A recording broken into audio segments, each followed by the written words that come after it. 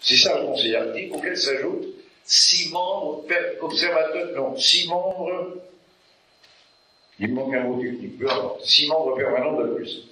Et ces 6 membres permanents, on va être un peu consultatifs, ce sont 6 représentations institutionnelles des diverses communautés minoritaires. En tout cas, ce Conseil arctique a beaucoup travaillé, il a pas mal d'argent, et il est devenu l'inspirateur d'un renforcement des travaux de recherche sur l'Arctique dans toutes les dimensions. Glaciologie, géologie, zoologie, médecine des grands froids, enfin, comme toutes les disciplines des sciences vivantes, humaines et sociales sont représentées dans les forums. Ce Conseil arctique travaille donc beaucoup, mais n'a pas reçu dans ses statuts le droit de produire des réglementations contraignantes. Sa seule méthode de travail, c'est d'émettre des recommandations à l'usage des États riverains. Nous vivons actuellement une phase où les États riverains, pratiquant les rencontres du Conseil arctique, et aussi une vraie coopération sur le terrain, ont un plaisir à se décrire contents de leur coopération. Les Norvégiens entonnent fréquemment des hymnes sur l'efficacité, la gentillesse, la rapidité, mais aussi la droiture, l'efficacité, le désintéressement des services rendus russes dans cette atmosphère, et disent, ne cassez pas le Conseil arctique, c'est le seul endroit où cette Russie que le monde a connue, brutale, dictatoriale, même quand elle n'était pas encore communiste, apprend à se conduire comme le reste du monde entier en étant pleine de services rendus, d'amitié, d'une vraie coopération. Et c'est en partie vrai, seulement cette jolie qu'ils ont ensemble tend à créer une espèce de repli des États riverains, des États riverains et puis du groupe scandinave entre eux, sans trop s'occuper du reste du monde, où il y a plus de pirates, où il y a plus de bandits, où il y a plus de braconnage de pêche. Le monde entier donne une image éthique et morale de la relation internationale, pas très sympathique et qui n'est pas reconnue là. Le résultat, c'est que, et ça a été répété, une déclaration de août 2008 à Ilulissat, la deuxième ville du Groenland, le Conseil arctique affiche, en plus les riverains se battent un peu contre les autres pour reprendre un pouvoir qu'ils avaient perdu, mais peu importe, affiche une intention de régler les difficiles problèmes de l'Arctique tout seul chez lui, et dit aux autres, en gros, laissez-nous travailler en paix. Mais la vie des autres, et notamment de la France, mais à travers la France de l'Union européenne aussi, c'est tout ça ne suffira pas. Déjà, le réchauffement des eaux pousse les poissons vers le nord. C'est par milliards que les poissons fuient de Pacifique, mais surtout de l'Atlantique Nord vers l'Arctique. Les flottes de pêche vont suivre dans les 5 ou 10 ans qui viennent. C'est immanquable. Quelles seront les espèces de poissons à préserver? Y en a-t-il dont la rareté menace disparition? Faut-il respecter des périodes de ponte et de reproduction ou pas? Personne pour le dire, personne n'est en place pour le surveiller, on ne sait pas. Faut-il laisser n'importe quel navire aller dans l'Arctique? Plus les eaux sont libres et plus la probabilité de se promener est grande, mais plus la probabilité de cogner dans des icebergs est grande aussi.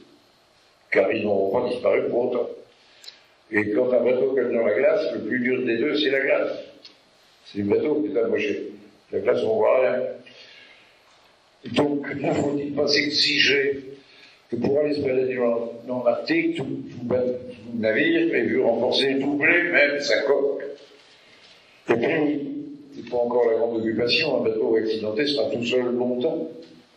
Il n'y a pas un port, il n'y a pas un remorqueur de secours sur 7000 km le long des deux côtes.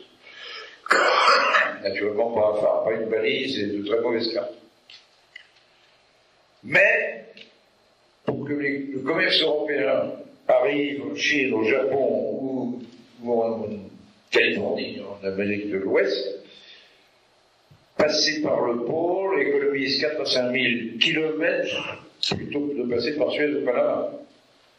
Nous en sommes d'ailleurs dans le commerce du pétrole ou dans les mouvements des conteneurs à construire des navires dont le calibre et la largeur est tel qu'ils ne passent plus, ni par Panama, ni même par Suez, pourtant plus large. Et par conséquent, la pression pour que le grand commerce navigue par les voies polaires va être absolument énorme. Mais il n'y a pas que de polaire, il n'y a pas de surveillance, qui fait quoi? Qui dit navigation dit aussi pirate, ça va venir assez vite. Il y a une sophistication extraordinaire de la piraterie internationale, etc., etc. Comment sortir de tout ça? Ma mission, c'est d'essayer d'y contribuer un peu. Ma deuxième mission, c'était de respecter un temps de parole de 20 minutes, il y a longtemps que je l'ai dépassé, donc je m'arrête là, vous ne saurez pas la suite.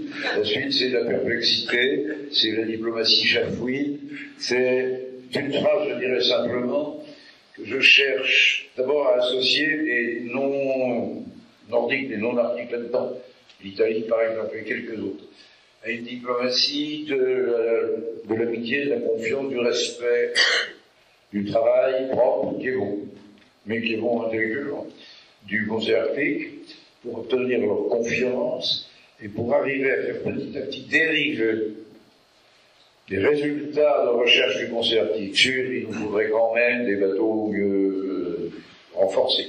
Il nous faudrait des équipages entraînés aux conditions du grand froid, c'est spécifique, etc. Et puis il nous faudrait une organisation régionale de pêche. Petit à petit faire dériver tout cela vers ces organes capables d'édicter des règles contraignantes. L'Organisation maritime internationale, l'Assemblée générale de l'ONU à l'occasion, que le Conseil arctique, au fond, craint et dont il voudrait bien se débarrasser. Voilà l'enjeu diplomatique dans lequel nous pénétrons. C'est très chafouin, c'est très amusant.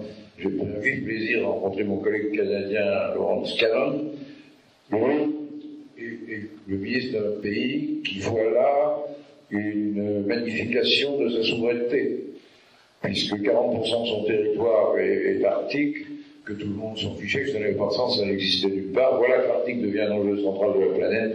Le drapeau canadien est brandi. Le Premier ministre canadien insiste sur la responsabilité du Canada dans cette affaire. Nous applaudissons comme des amis, et nous posons subrepticement et en douce, mais vous allez payer tout seul pour les phares, les valises, les ports de secours, les remorqueurs et le secours dans l'océan. Vous voulez vraiment faire tout ça tout seul? Il y a un petit doute.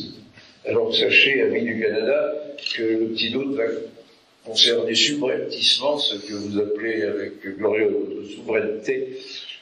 Mon pays étant peut-être un petit peu plus ancien que le vôtre dans l'histoire, nous en sommes un peu revenus parfois de la période totale de notre souveraineté. C'est un destin de cet ordre que je vous souhaite pour la tranquillité du monde et le bon usage d'une Arctique que nous cesserions de polluer au passage. Merci.